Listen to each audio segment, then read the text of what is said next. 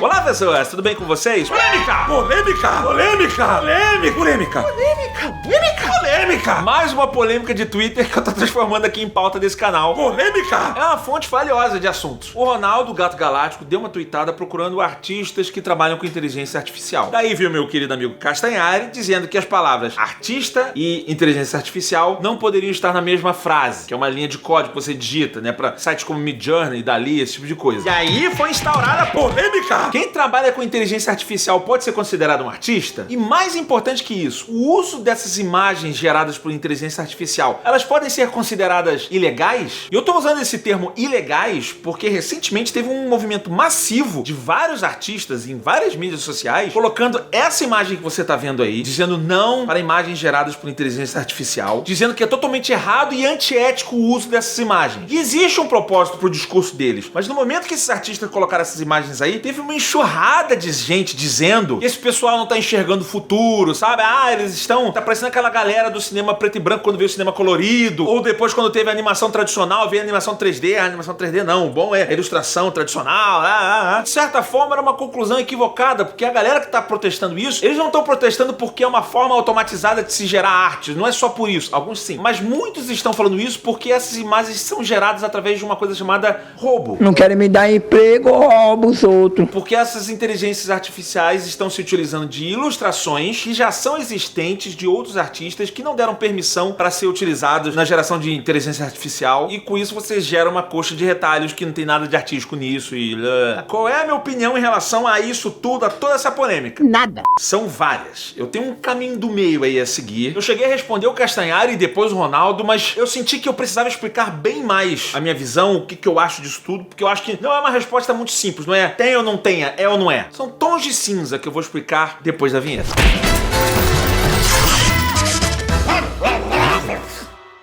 Olha só, são muitos pontos pra explicar, tá? Pra garantir que todo mundo tá no mesmo bar, de repente alguém tá chegando aqui de paraquedas, cara, eu não tô entendendo muito bem esse lance de inteligência artificial. Deixa eu começar explicando como essas ferramentas funcionam, como é a diferença entre elas, nomenclatura, esse tipo de coisa, pra todo mundo tá no mesmo bar. Primeiro que você tem inteligência artificial e você tem o machine learning. O Castanhari até no tweet dele ele ficou diferenciando as duas. Eu não sei se eu diferencio tanto. São processos diferentes, mas o machine learning... Em inglês. É a máquina aprendendo. Em alemão. A máquina ela vai aprendendo. Conforme você vai colocando dados nela, ela vai aprendendo e ela vai gerando resultados com base com o que ela aprendeu. Agora eu tô aprendendo. O deepfake é isso. Eu já cansei de usar deepfake aqui no canal. Ele é um processo de machine learning executado por uma inteligência artificial. Isso que eu acho que se mistura. Porque assim, quero colocar o meu rosto numa cena do Tom Cruise ou vice-versa. Você vai mandar muitos dados para essa inteligência artificial mostrando como o meu rosto se comporta em diferentes luzes. Então ela vai vendo cada detalhe da musculatura com vários e vários dados como o meu rosto se comporta. Quanto mais dados você alimentar essa inteligência artificial, melhor ela vai conseguir prever o movimento do meu rosto, porque ela vai criar uma versão digital do meu rosto para poder depois aplicar no rosto do Tom Cruise. E ela também precisa de informações da imagem do vídeo do Tom Cruise também para saber como é que ele se movimentou, como é que é a perspectiva dessa cena, tá para cima, tá para baixo, qual é a luz que estava naquela cena. Então ele vai estudando e processando isso para cada vez acertar a minha musculatura com a musculatura dele num processo extremamente demorado e complexo. Entende que não é tão exato assim, né? Ele vai estudando com o que ele tem. Mas assim, isso daí é um lado. A gente, quando a gente tá falando hoje em dia de inteligência artificial, você tem várias ramificações já. Tem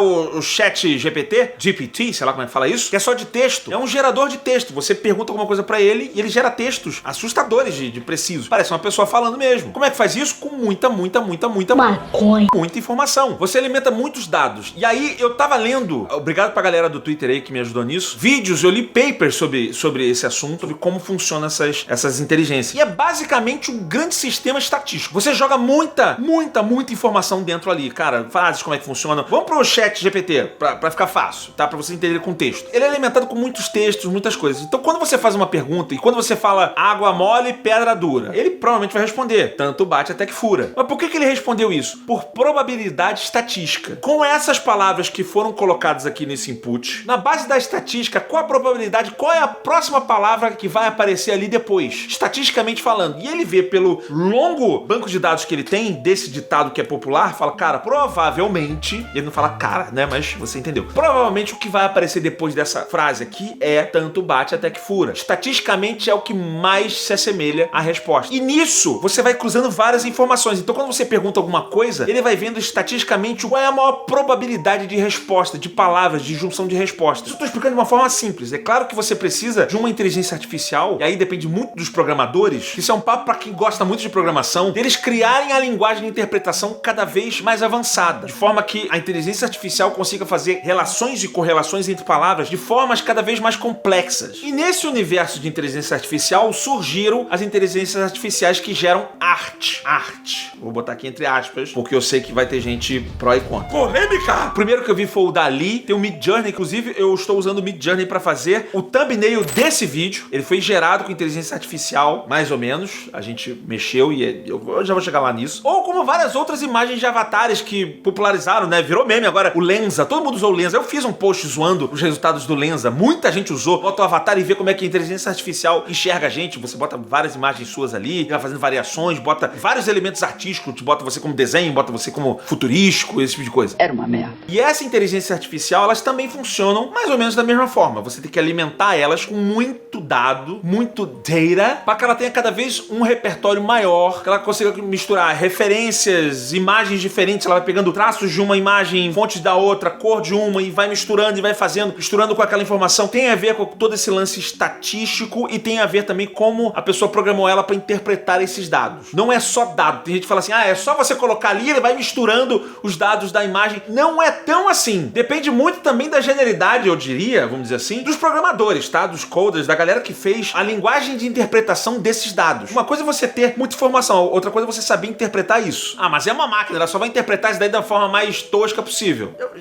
já vou chegar nessa parte aí de comparar humanos com máquinas. Primeiro, eu quero ir pro ponto que acho que tem muito artista que tá vendo isso daqui e deve estar um pouco nervoso. O que o Gaveta tá fazendo? Tá fazendo propaganda desse treco? Você tá sim! Eu acho que eu preciso ser muito claro, já nessa parte inicial do vídeo aqui, sobre o meu posicionamento em relação a essas imagens. É errado o uso dessas imagens? É furto de imagens quando essas inteligências artificiais geram essas artes? Sim.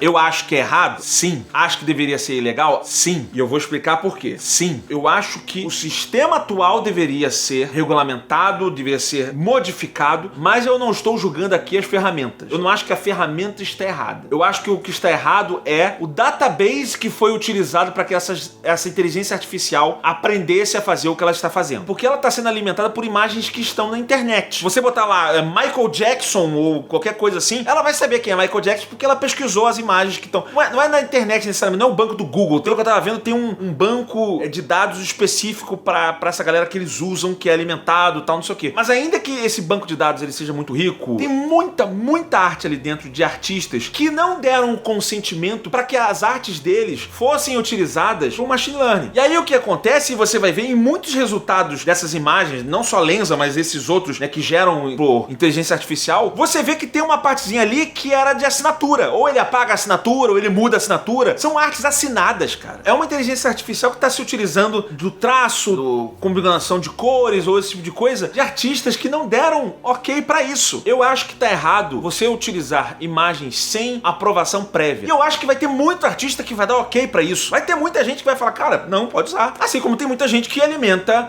faz foto, faz alguma coisa assim, pra banco de imagens. O que você tem mais hoje são bancos de imagens, de foto, de vídeo, de arte até, que alguns são gratuitos, alguns são pagos. Aqui na Gaveta Filmes a gente paga alguns, em que pessoas produzem às vezes artes gratuitas. Já cansei de usar modelo 3D, às vezes gratuito. Você vai num desses tubos Squid 3D, sei lá o que lá, que a galera bota, não, pode baixar, pode utilizar a minha arte. Alguns botam condição, pode utilizar se você citar o meu nome. Tem isso pra música, pra imagem, pra vídeo, pra várias coisas. Por isso que essas inteligências artificiais hoje, como Midjourney, o Lensa, Dali e várias outras, estão sofrendo essa revolta, e eu concordo. Mas, uma vez que você tem um banco de dados gerado por imagens que foram previamente aprovadas, seja, sei lá, os caras compram um banco de imagens de todo o Shutterstock, como eu falei aqui, ou Getty Images, ou sei lá, alguma coisa nesse sentido, e o Getty Images está pagando um royalty extra pros artistas, alguma coisa nesse sentido, falando, olha, tudo que tá dentro desse pacote aqui vai ser adicionado para machine learning, ok, sabe? Se você partir para esse ponto, a ferramenta começa a ficar,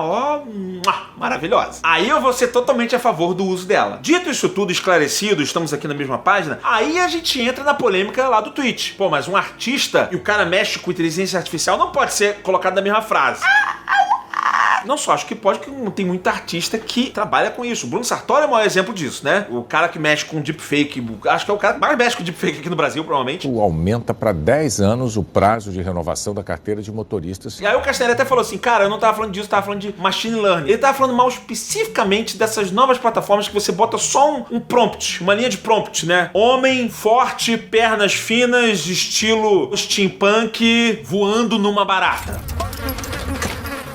Sei lá. E aí o negócio gera já a imagem pra você. Aí fala assim, isso daí não é artista, você só gera a linha de código. Eu enxergo essas coisas como ferramentas. Eu enxergo como ferramentas poderosas. Eu acho que o erro tá, talvez aí do meu amigo Castanhari, em achar que o cara que trabalha com isso, ele vai trabalhar só com isso. Sabe? Você vai botar a linha de código ali, vai gerar, ele vai pegar e tá pronto. Aquilo ali é uma linha de partida. Assim como foi o thumbnail deste vídeo. Fui gerando nomes ali, ele não gerou a imagem exatamente o que eu queria.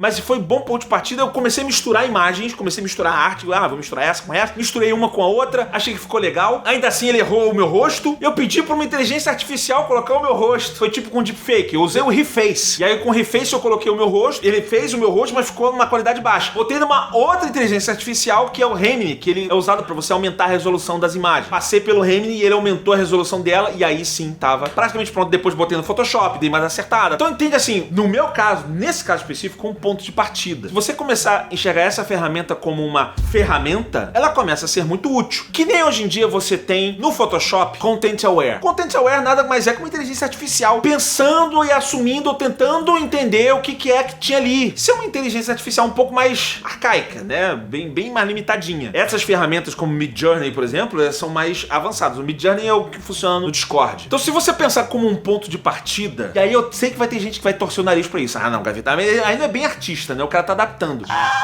Eu vou discordar de você. E é por quê? Eu já pensei assim como você, caso você esteja pensando assim, tá? Eu vou contar uma historinha minha. Senta que lá vem a história.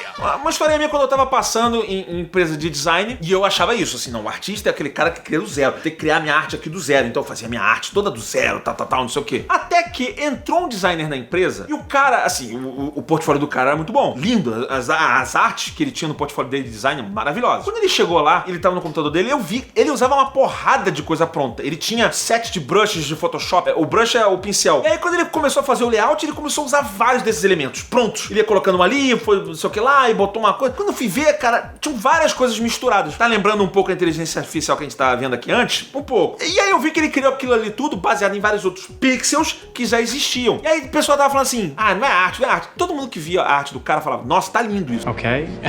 E ele fez muito mais rápido uma arte, com bem menos tempo, utilizando uma arte semi-pronta. Aquilo é arte, não é arte? E aí o conceito bem subjetivo da arte, ela não tá em você criar do zero, tá no teu olho artístico. Ele tem uma infinidade de opções que estão na internet, de brushes, de imagens, de vetores. Ele podia ter usado qualquer coisa, mas ele foi especificamente uma, cara, eu quero esse elemento aqui, essa textura, essa fonte, e ele começou a misturar pra criar uma coisa nova. Porra, isso é arte. Tem muito artista que faz isso, artista plástico que faz isso, que pega outros elementos, e daí a arte moderna pura, vai colocando e vai ressignificando aquilo. Inclusive a arte moderna tem de você pegar só um elemento específico, não vou falar privada, mas sei lá, pode ser. Porra, isso é arte. O cara pega alguma coisa muito específica e ele coloca num ambiente que vai dar uma ressignificada para aquele objeto, e isso é arte. Você tá contando alguma coisa ali. Então eu comecei a baixar um pouco esse preconceito besta. Não, o artista mesmo, ele não pode usar nada que esteja pronto. Bullshit, sabe? Acho que pode usar coisas que estão prontas sim. Ele mexeu, ele alterou e misturou as coisas e você criou um negócio novo a partir disso. O que eu recomendo é sempre a pessoa aprender a fazer a coisa, porque caso você precise alterar aquilo, você não... Ai meu Deus, ferrou. Vou ter que achar isso daqui pronto em algum lugar porque eu não sei fazer. Esse é o problema, né? Então você ter recurso... Cara, eu estudei pra isso. Eu fiz a Lura, cara, fiz vários cursos lá de design, não sei o quê. Tô fazendo machine learning, tô usando elementos de machine learning, mas vou precisar alterar essa parte aqui ou completar essa parte aqui. Vem um personagem irado e a mão tá toda, porque a inteligência artificial hoje em dia não sabe fazer mão. É sempre uma parada bizarra. E aí o cara refaz a mão e ele é um ilustrador, tal, não sei o quê. Isso é o tipo de coisa que o estudo é muito importante. Mas, pra mim, não tira a importância da ferramenta que já deixa o negócio sempre pronto. Mas aí você pode ir pro lado de criticar a ferramenta em si, a máquina. Que aí começa a entrar numa parte que eu gosto mesmo. Você fala assim, mas a máquina ela nunca vai criar como um ser humano, nunca vai ficar tão boa, ela nunca vai chegar no nível que um criador humano pode chegar. love the smile she gave at her own joke. Olha aí. A gaveta, mas você já falou mal agora pra mim da mão. Na mão toda desenhada. A máquina não entende a mão, é tosco. Normalmente a arte digital, de inteligência artificial hoje em dia, é aquela arte que você olha em primeiro momento e fala assim, nossa, é bonita. Mas quando tu olha no detalhe, ela é horrorosa. Que porcaria, hein? A inteligência artificial não gosta de desenhar mão. É cheio de coisa maluca e inconsistente. Aí é que entra nessa parte doida. Ela não entende, ela não tem informação suficiente ainda. A gaveta, mas ela tem muitos dados. Mas o cérebro humano tem mais. Inclusive eu tava pesquisando aqui, quanto de capacidade tem o cérebro humano? Pelo que eu vi, tem 2,5 petabytes. É muita coisa. Para um cara desenhar o que ele desenha, você vai fazer uma ilustração lá. Quando ele bota a pontinha lá do lápis dele para começar a desenhar, você tem que levar em consideração tudo que ele aprendeu desde que ele nasceu até o momento que aquele lapisinho tá encostando lá no canvas. E nisso daqui tá não apenas os ensinamentos que a pessoa teve sobre ilustração, né, sobre como deve ilustrar, qual é o traço, todo o treinamento que essa pessoa teve, porque tem certeza, todo ilustrador treinou por muitos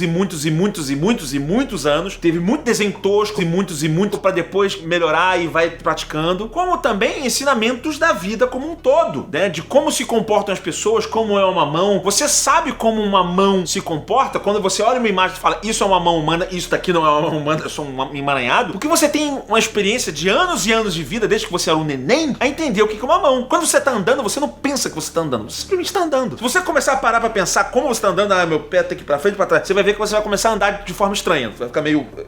Você não pensa isso, mas essa informação tá aqui, na sua inteligência não artificial. Então você tá comparando uma máquina super poderosa com um porrilhão de informações que é o cérebro humano, com uma máquina que foi alimentada por algumas centenas de milhares de imagens de internet. Ela não vai conseguir chegar no nosso nível, ainda. E para isso você precisa de duas coisas, mais informação e uma linguagem de interpretação dessa informação cada vez mais rebuscada, mais inteligente, mais avançada, para que ela interprete cada vez melhor os dados que ela tá recebendo, e ela vai começar a fazer vários condicionamentos que a gente faz quando a gente tá analisando a nossa vivência. A própria inteligência artificial vai começar a fazer isso, ela vai começar a cada vez ser mais realista. E é nesse ponto que muita gente tá se perguntando, porra, mas pra que a gente vai fazer isso, gaveta? A gente já viu tanto filme aí de máquina dominando, a gente vai fazer a máquina dominar, não sei o quê. Eu acho que essa evolução tecnológica, ela acompanha a necessidade humana. O ideal é que o ser humano trabalhe cada vez menos. Imagina você trabalhar 3 vezes por semana, esse tipo de coisa. Companheiro gaveta, camarada, quem sabe um dia. Eu sou a favor da evolução tecnológica para que ela tire um pouco do peso do que a gente faz, sabe? Assim, o problema é que no sistema que nós estamos, a gente sempre arranja um jeito do ser humano ficar trabalhando que nem um cachorro por 90 horas por dia de novo, eu sei. Ai, ai. Mas não é que eu queira que ela substitua o humano em 100%. Por exemplo, a própria expressão artística, ela sempre vai existir. Mas eu acho que a evolução tecnológica, ela vem para ajudar a gente. Assim como, se não fosse isso, hoje, né, estávamos andando a pé até agora, a gente não teria nenhum aviões e várias das outras inovações tecnológicas que ajudam não só em transporte, alimentação, mas em saúde, né? Nós temos hoje vacinas, frutos de muita inovação tecnológica e troca de informação. Então, analisando por esse prisma, eu sou muito a favor da evolução tecnológica dessas inteligências artificiais,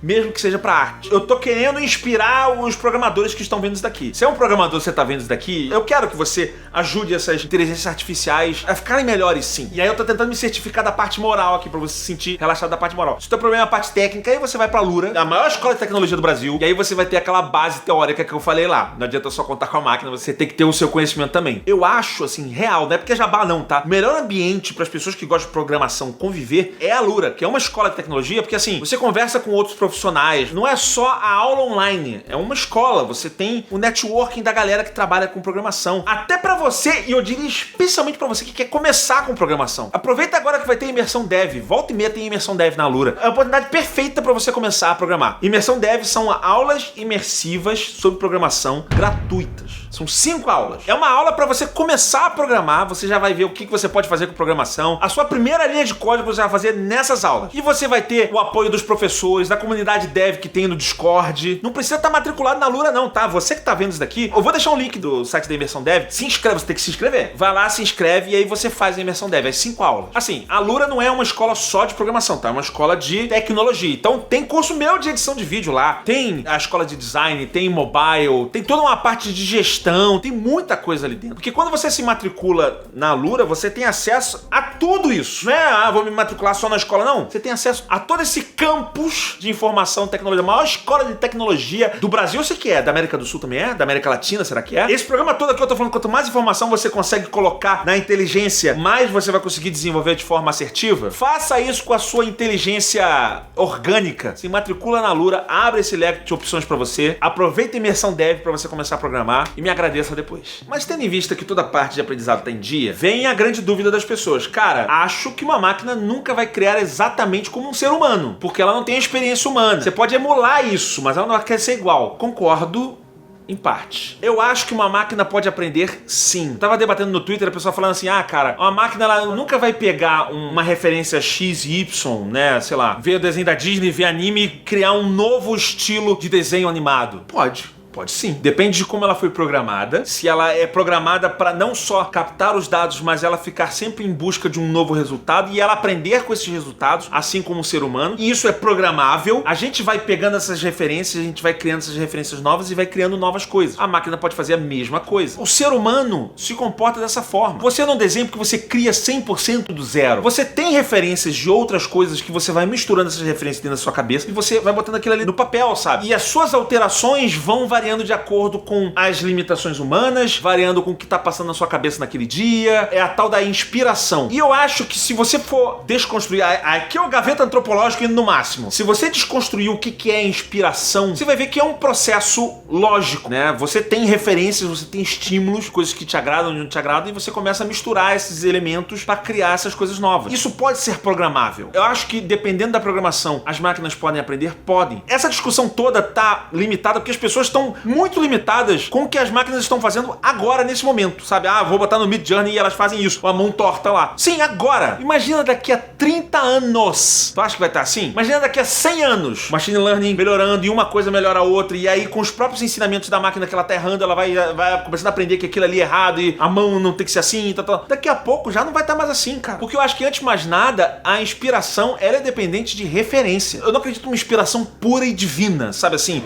Tive uma ideia, eu não vi isso em nada do mundo. Eu vivo no mundo de uma parede branca e eu tive uma ideia, uma inspiração. Não é isso. Não. Eu acho que muitas vezes a inspiração vem de você pensar em misturar estímulos audiovisuais que provavelmente alguém nunca tinha pensado antes. Ou ver sobre um prisma de que alguém nunca tinha pensado antes. Cara, e se a gente pegasse esse estilo de animação, tirasse esses outros elementos, botasse pro outro lado, fizesse de um jeito, e aí vem a inspiração, uma coisa louca. Isso acontece na música, isso acontece em arte, isso acontece em tudo até lugar. E eu acho que esse é um processo que pode sim ser emulado por uma máquina, só que ela vai fazer de uma forma diferente, ela vai fazer de uma forma mais automática, ela vai explorar 1000 caminhos que podem ser feitos. E nessa vem pra mim a grande diferença das máquinas pros seres humanos. Eu acho que assim, a inteligência artificial, ela pode criar uma arte por si só. E olha, esse é o estilo de arte das máquinas, vamos dizer assim. Sim, ela pode. Eu acho que a arte que a máquina cria vai ter uma cara única, porque a arte ela depende também de limitações. O humano, a gente tem as nossas dores, as nossas limitações, né? Eu digo, angústias ou sei lá, distrações ou coisas que necessariamente um ser humano passa, coisas que são inerentes da experiência humana. Se o Chico pinta tão bem, é porque ele tem sentimentos como a gente. Isso tudo pode ser traduzido na hora que você vai fazer uma arte, um desenho, ou seja lá o que for. A máquina ela pode emular muitas coisas humanas, mas ela também vai deixar, ela nunca vai ter a experiência humana propriamente dita, porque ela nunca vai ser um humano propriamente dito. E isso por si só é uma limitação. Então isso por si só acaba gerando todo um universo diferente. Teve um jogo recente que utilizou um pouquinho de breve essa visão aí, que foi o Stray, o jogo do gatinho. É uma sociedade que tem inteligências artificiais e você vê que assim, eles tentam emular os humanos, então tem muita coisa parecida com humana, mas tem muita coisa que é próprio de uma sociedade que é de máquinas e tem as limitações das máquinas. E aí acaba gerando atividades e coisas específicas deles, mas que abre espaço para criação? Abre. E é por isso que eu não gostaria de descartar isso. Eu acho que assim, a inteligência artificial vai substituir o ser humano? Eu não acho que vai substituir, eu acho que ela vai complementar. Eu acho que ela pode crescer tanto, talvez até mais, pelo menos em relação a número de produção artística ou esse tipo de coisa, mas ela vai para um caminho muito próprio dela, dadas as limitações que a tecnologia tem. E essa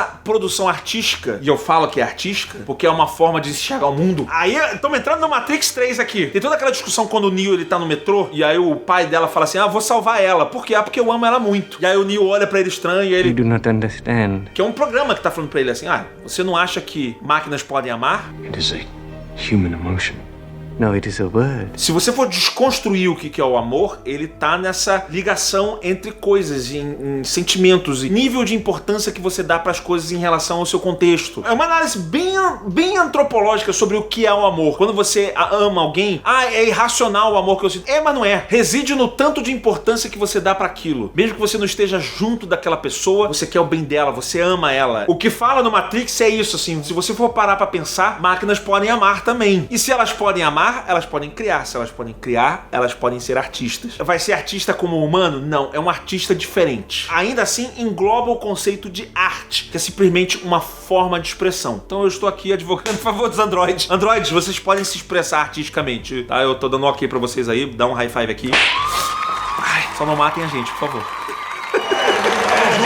Eu gosto de discutir esse lance de limites da ficção científica misturado com a vida real. Já mostrei aqui no canal que eu gosto de falar sobre essas coisas, mais ou menos. Mas se você reparar nesse vídeo aqui, ele meio que foi uma continuação desse vídeo aqui que eu falei de metaverso, VR. Tem muito do assunto desse vídeo aqui, mas eu falei sobre um outro prisma. Bota no comentário se você acha que pode ser ou não, que se eu tô errado. Dá pra eu falar mais sobre esse assunto. Eu não vou falar mais. A única coisa que eu vou fazer agora é mandar um beijo bem forte na sua nádega esquerda, assim.